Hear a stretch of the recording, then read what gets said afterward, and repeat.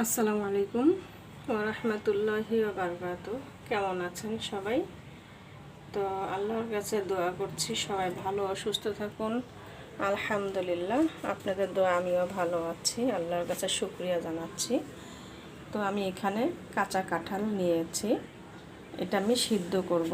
তো এখানে আমি আদা রসুন বাটা দিয়েছি, হলুদ গুঁড়ো, শুকনো মরিচ গুঁড়ো, ধনিয়া, জিরা এবং গরম মশলার গুঁড়ো আমি সমস্ত কিছু এখানে আমি দিয়েছি, দিয়ে মিক্সার করে রেখেছি।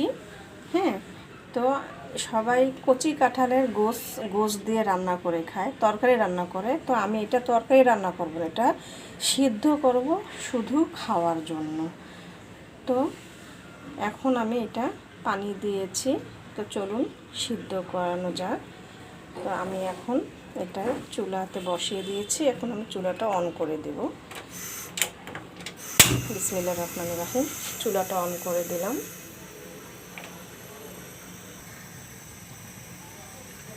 তো এখন আমি এটা ঢেকে দেব সিদ্ধ হওয়ার জন্য।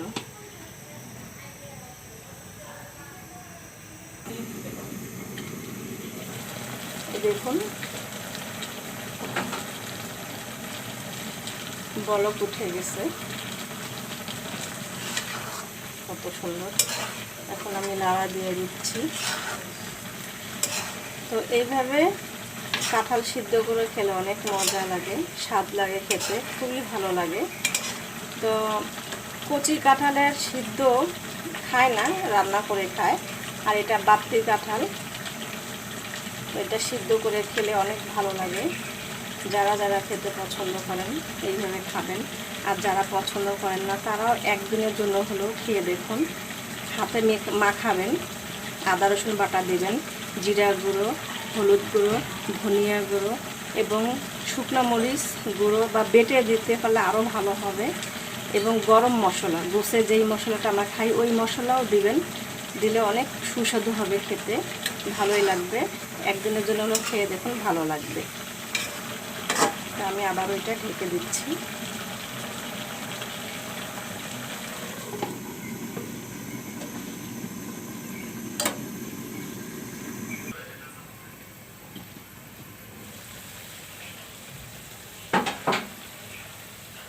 দেখুন কাঁঠাল সিদ্ধটা আমার হয়ে গেছে। তো আপনারা বাসায় এইভাবে সিদ্ধ করে খেয়ে দেখবেন, তো ভালোই লাগবে আশা করছি।